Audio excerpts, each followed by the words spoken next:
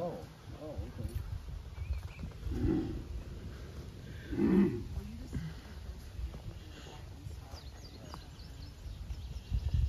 Y'all cool? Y'all cool with me recording? Yeah. My phone. I can't find it, Dad, and it's going right to voicemail. Are you sure it's not in the truck somewhere? Let's go look in the truck. No, I felt you take it out of my pocket. I didn't take your phone. I don't need your phone. Welcome, Kourtney Ketterhagen. How are you today? Thank you very much. Doing well. How about you? I'm doing great. So I asked you on because I have been working with you editing your video about your family, and I don't want to describe it. I want you to describe what you're doing. So if you could do that. Sure. Um, Thank you for having me on, first of all. As you know, my family is large. We have a rich history, and we're very much involved with each other. And I moved back to our family farm in Michigan right after the pandemic. And I'm living now on our family homestead. And with this 71-year-old house comes a lot of attachment and love and people have memories of our farm from their childhood, great memories. And so, in living in this house, I get all of the family drama, issues. Everyone knows that this is a safe place to come. And so, my mother has 9 siblings, and one uncle in particular has been in and out of the family home his whole life. My uncle, Maurice Mitchell, he's an artist. And so we've done a lot we call him Uncle Skip. We've done a lot with Uncle Skip in terms of renovations and just so many different projects. He's very creative. And his son recently returned to the family farm as well, bought some land across the street. And we are in the process of really carrying on our grandparents' legacy. But Uncle Skip and his son, my cousin Mo, they have a challenged past. And so one morning, I heard some yelling out in the field. I didn't know what was going on. And then I heard my cousin come in the house. And so I grabbed my phone and just hit the voice memo just to audio record our conversation. And was shocked to find out that he and Uncle Skip got into a physical altercation. And so I asked everyone if they were okay with me filming exactly what happened in real time. Everybody was okay. And that's what I did, and did it in 4 segments. And what happened over the course of 6 hours was it revealed stories that we had never known. And so I realized that it was really, it was so unexpected. And the conversations were so intense that I knew there was a possibility that this story could help other people. And so I sent it to you. Okay. And when I looked at it, and also from knowing you, and we talked about our families and friends and everything, is I have an idea about Uncle Skip. Okay. And for me, I kind of favor him. I think he's amazing as a person. But also, I recognize these same things from my family, different traumas, different stories that we don't know. And that's what interests me about this is something triggers, there is a trigger somewhere, and then this story comes out. And what do you think other families, how they might handle this? Because I don't know how you handle it.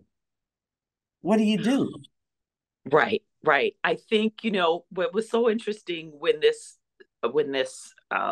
progress, when this progression of interactions between father and son happened, and you see the full circle of starting with a physical fight and then learning the root of the pain. I think for other people, it can give permission to go through that process, because the fearlessness that Mo showed when he was expressing his frustration with his father and feeling unsupported by his father, especially for a biracial Black man who identifies as African American, who has been subjected to what a lot of Black men go through, and not fully being able to articulate the pain that he's endured, some from his father and some from society. And you really see his unpacking his own struggles in real time. I didn't know you hit me. Don't try to back talk everything that I present to you, because it's never going to work. So why do you think I hit you? Because you couldn't handle the emotional trauma of your imagined child abuse. That's why. You are a clown. And that's my hope for this piece, is that it gives people courage to go deep, because that's what happened.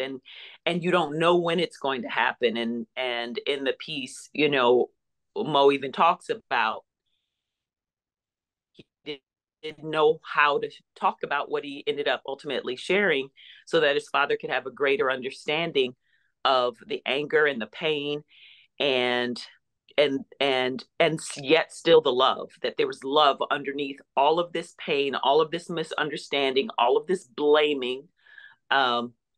What is it that we choose to hold on to? And when we look at these traumas that we've endured, how do we move forward from that? What needs to happen? How do we show each other compassion?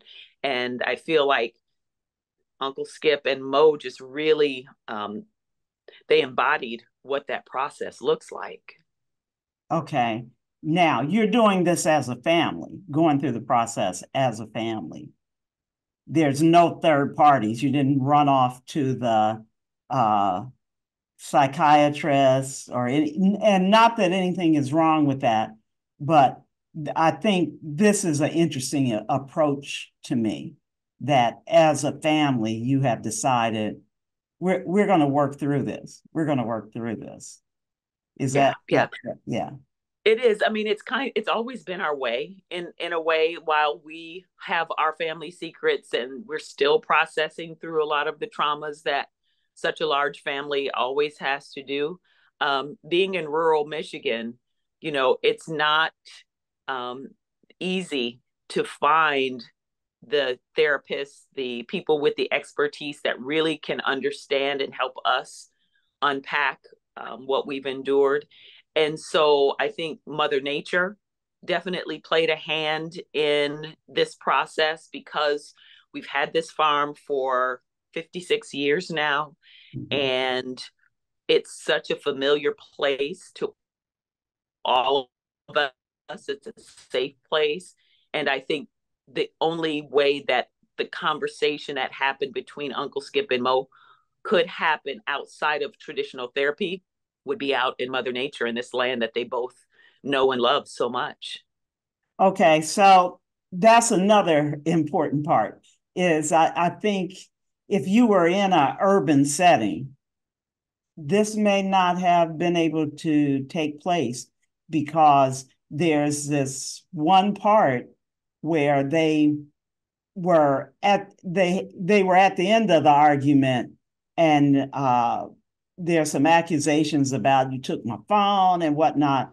But then there's this beautiful walk, you know, a good long walk from the farmhouse to this shed that your Uncle Skip has been working on. And the space, how does the space play a part? Because they can walk. There's a part where you and your uncle are just sitting outside talking. Nobody's coming and disturbing you and whatnot. How does that make a difference, you think, than if it was an urban setting where cars are driving past? You can't really, if you raise your voice like that or get into a tumble, somebody's going to call the police more than likely. But everything plays out totally in this. It plays out from beginning to end.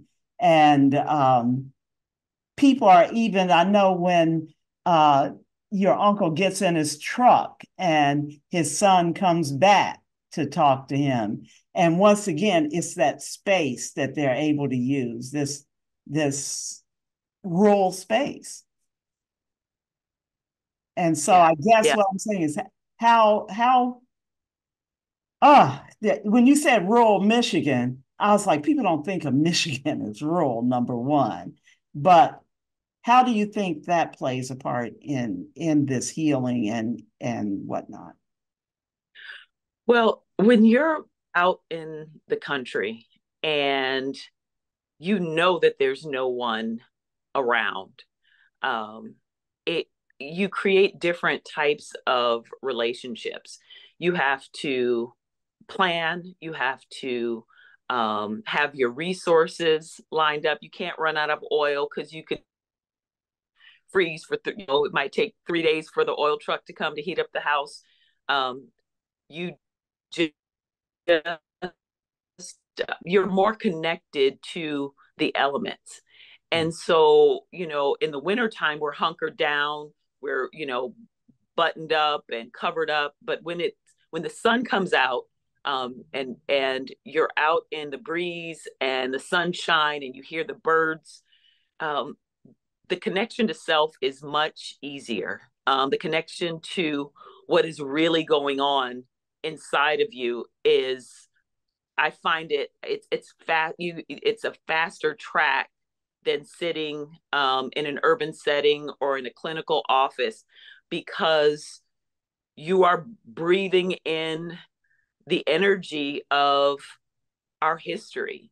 And our grandfather and our grandmother built this farm. And so when we're dealing with family issues here, we we're constantly reminded of our legacy, and we're constantly reminded of what our grandparents and parents left to us. And so while we may be in a serious argument and really mad at each other, you're looking around and you're seeing Jean and Philemon Mitchell. You feel them here. And it's almost like, it's not even almost like, we know we can feel them at all times. And so there's a compelling reason to get through our issues on the land that they left for us.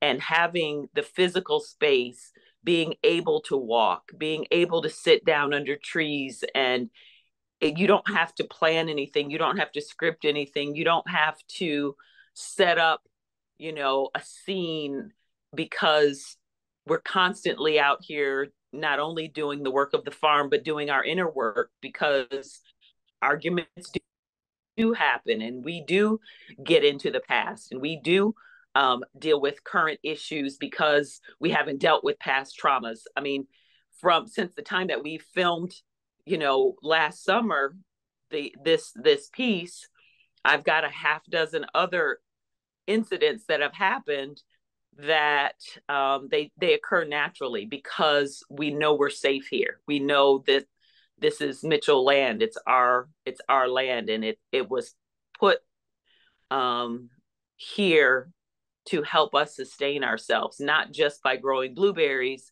but also having a home, a physical home that is renowned in the family. If your life is falling apart in our family, everybody knows you go to the farm. You may not know who's here at a particular time, but I would say at least 30 family members over the course of 20 years have come back here to regroup and get reset and then jump on back out there and have another go at it. So it's a safe space. It's absolutely safe for us. Okay, so you moved back how long ago? Moved back, let's see, it was October 2022. Okay.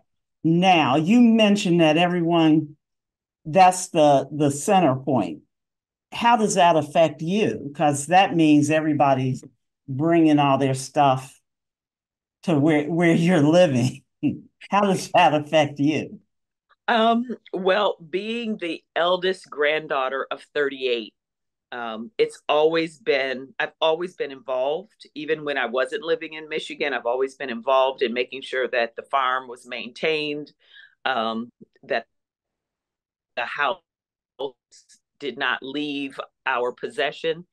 And it was not in the game plan for me to actually live in the house, even though my husband and I acquired ownership. In 2020 is when we acquired ownership, but we didn't move until 22. And so the impact is as intense as you can imagine, because often as much joy, more joy comes to the house than trauma, but the trauma definitely comes. So and it's been very interesting because I've had dozens of family members say, we're so glad you're in the house. We need you in the house. We need to know, they know they can come here because I've stayed so close to so many family members. And and and and there is an extraordinary amount of drama that comes with it, much of it stemming from our fabulous Uncle Skip, because he had unresolved issues with our grandfather, his father. And we just recently had to call the police on him because he was cutting up a little bit. And I swore he could never come back in the house. And of course, when it dropped below zero, what do? I go pick up my Uncle Skip and move him back in the basement because my mother wouldn't want me to let my uncle freeze. And also being here, it's been definitely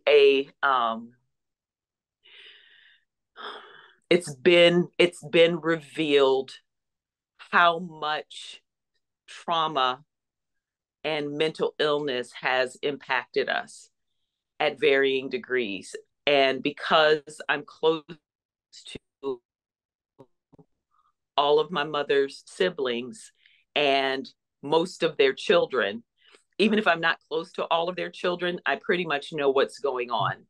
And so being in this house, I rely on a couple of my elders, the ones that have maintained their sanity and stability, and they help me process a lot of what has come in my path. And it's allowed me to look at my own mental health and my own behaviors, and see the parallels between some of my choices and how a lot of my belief systems were impacted by how I was raised and socialized, and how they had to survive as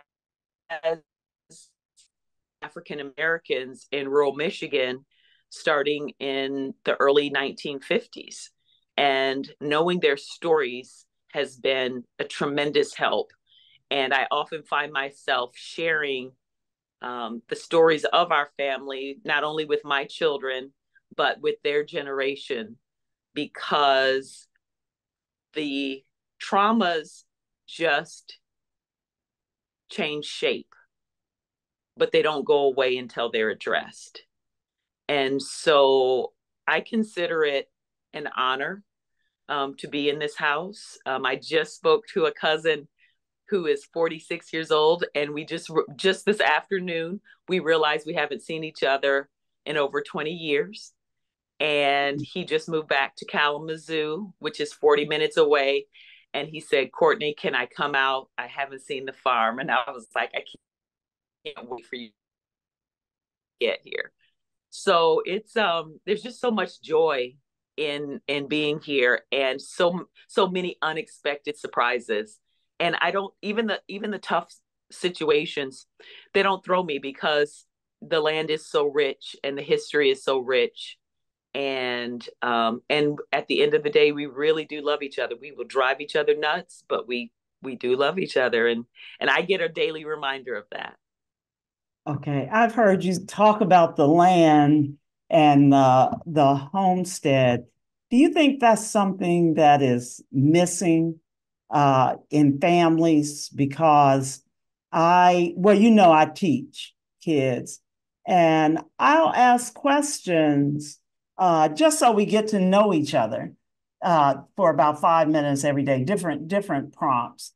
And what I come to find out is they don't know a lot about their family, their extended family, which surprises me.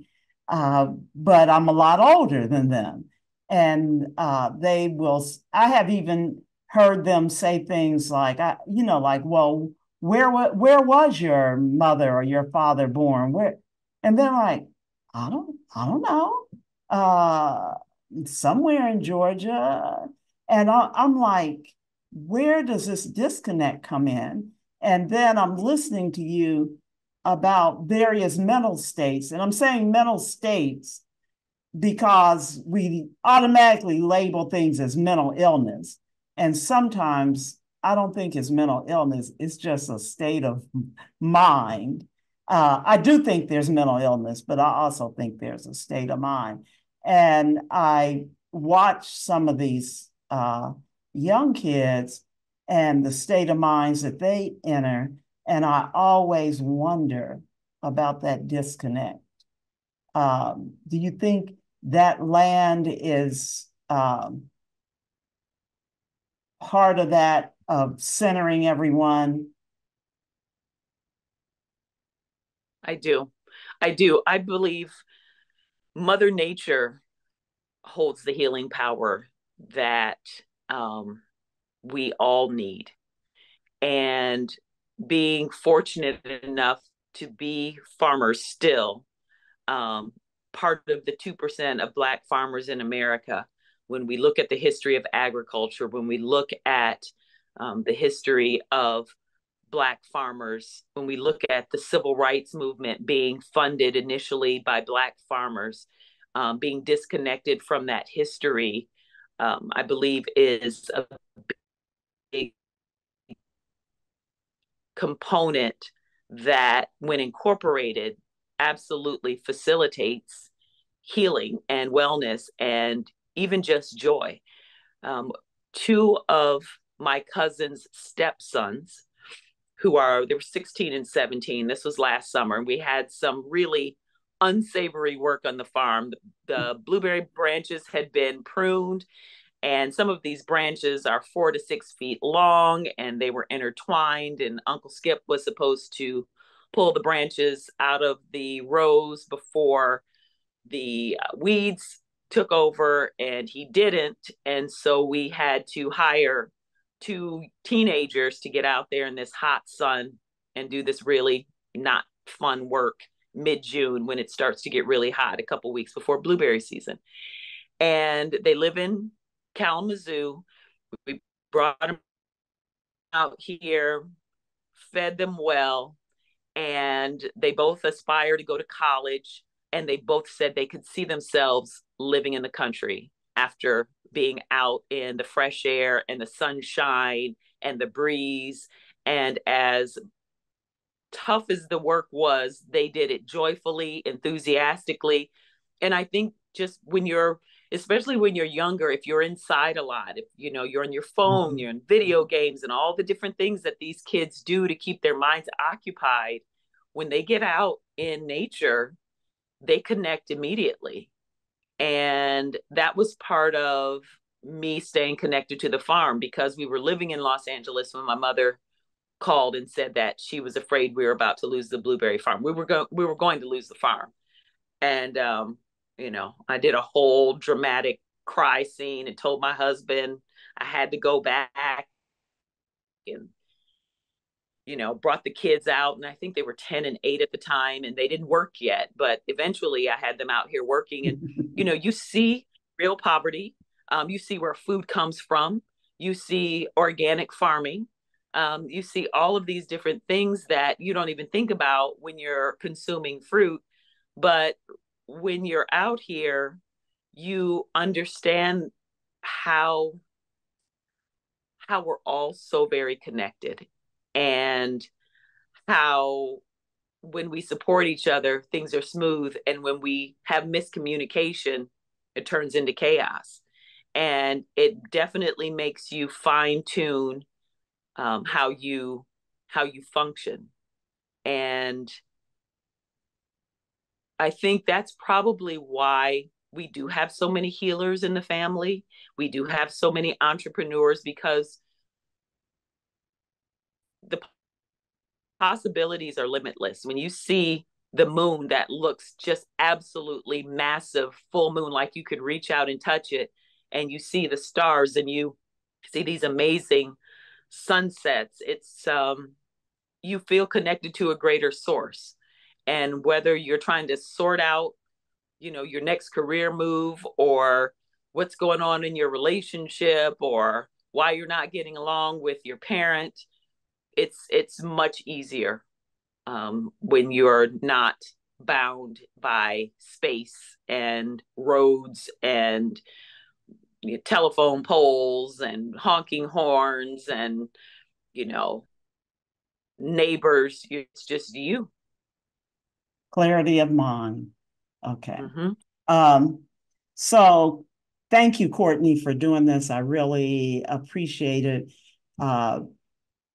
And it's okay. You already gave your okay that I could use a couple clips to show people. Yeah. And Yes. I'll be glad to do that. And I think everyone will look forward to what's to come as far as the film. And also I'm not going to speak to that now, but your future plans to open up healing modalities to people. I think that is going to be fabulous. So I hope I have piqued interest in that. Absolutely. Thank you. But we'll get there. So thank you. Thank you. Thank you. My pleasure.